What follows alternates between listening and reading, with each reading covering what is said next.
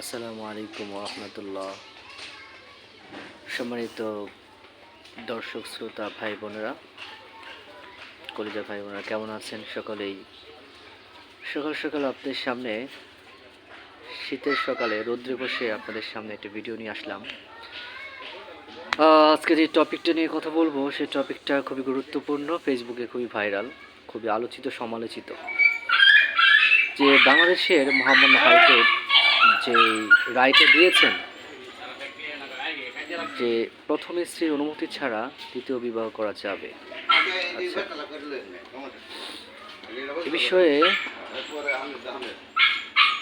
অনেক long time কথা বলা দরকার ছিল, কিন্তু হয়তো বা এত লং সময় পারা যাবে না।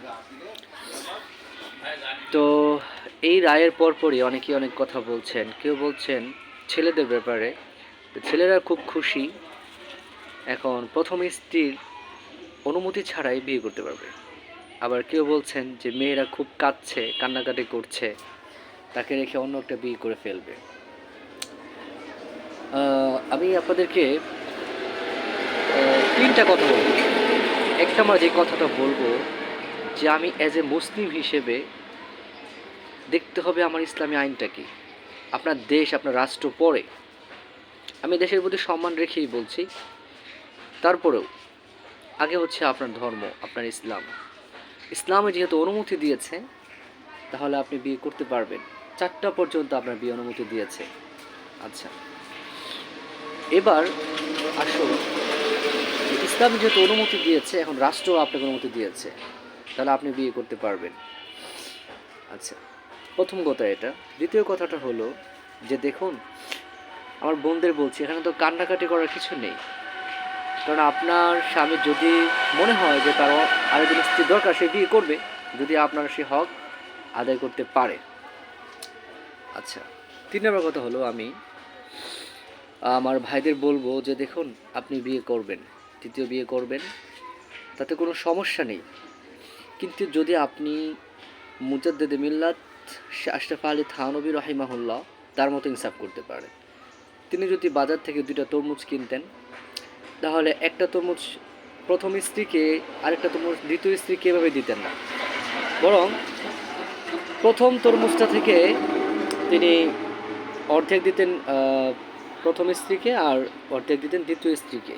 আচ্ছা, অন্য আরেকটি তরমুজ থেকে অর্ধেক দিতেন প্রথম স্ত্রীকে আর অর্ধেক দিতেন দ্বিতীয় স্ত্রীকে। এর কারণ কি?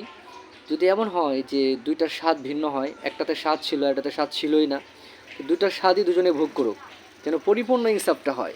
সেই জন্য এরকম ইনসাফ যারা প্রতিষ্ঠা করতে পারবেন স্ত্রীদের ক্ষেত্রে, তারা 2টা বিয়ে করবেন।